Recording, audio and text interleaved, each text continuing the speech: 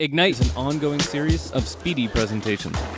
Each speaker gets only 5 minutes and 20 slides that auto-advance every 15 seconds.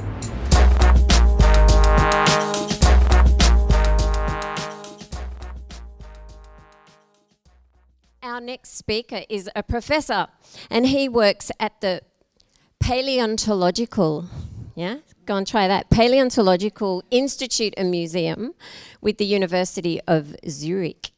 But he also loves music very much, and he loves dancing, so he plays the recorder and he dances the tango. Yeah, so with his talk, Dwarf horses and Bulldog, Nelly said the other speech, Dwarf horses and Bulldog cows. Please welcome to the stage, Marcelo Sánchez.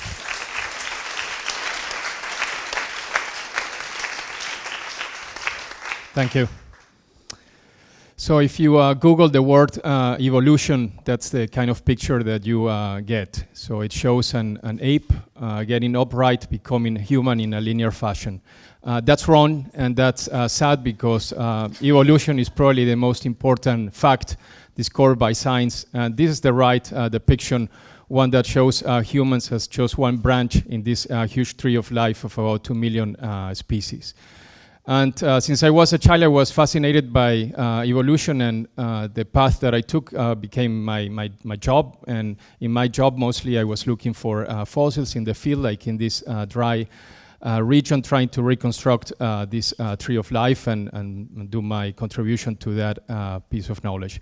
But more recently, I became interested in another experiment on evolution that we face almost every day, and that concerns domestication, not only of dogs, but also of other animals and plants. This idea of looking at domestication goes back actually to Darwin in his main work, the most influential one in the history of evolution, because in his first chapter, he understood that this was a way to try to understand evolution, because it's changes that are happening in a very short period of time. And in fact, some of the results of these experiments in evolution we can see in the supermarket when we buy these different things coming out of a single species.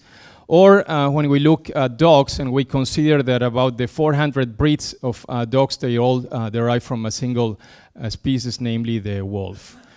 So this diversity of dogs we can classify or understand in many ways. And one way is, for example, is looking at their legs. Some have long legs, some have short legs, or looking at their snouts or the faces. So they have either long faces or short faces. That would be this brachycephalic condition. So what we do in our lab is try to understand the diversity and evolution of these species, and I would like to talk about the work of Christoph and Laura on cows and horses, on two extremes of the diversity within these animals. And the first case refers to something that Darwin himself wrote about, and it's the Nyata cow. It's extinct, so that picture is very old. There are only skeletons remaining.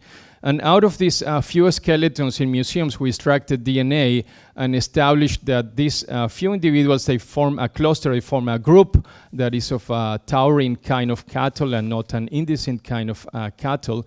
But what we were really interested in is the weird form of these animals. So when you look at the skull in the heads of these animals, you see that they have a very short, that's actually, in fact, a brachycephalic condition, very different from the long condition of standard cattle.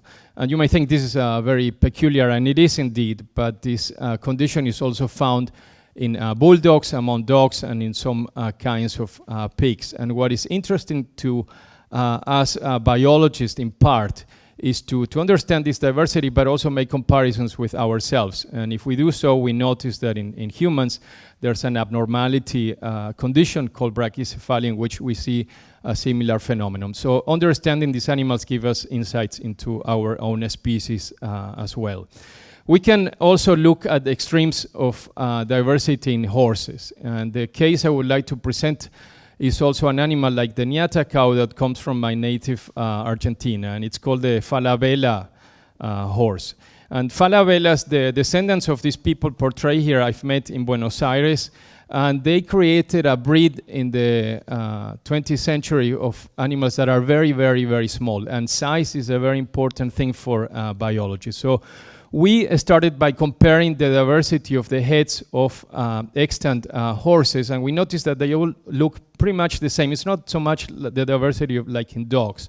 But if you look at their growth, then you notice that there are changes that occur in development. And when you look at the falabella horse, it very much looks, at least superficially and in many aspects, like a juvenile of other horses. So probably we're looking at a truncation of growth, and that's something that we investigate in these animals, like these horses or this peculiar cow, that to me have aesthetic pleasure that they give me by looking at this diversity. And this aesthetic pleasure and this fascination is also experienced when you consider the whole tree of life, with its about 3 million species, and this inspires awe and humility. We've been part of the tree, so that's why I find evolution so fascinating. So thank you very much for the opportunity to talk here.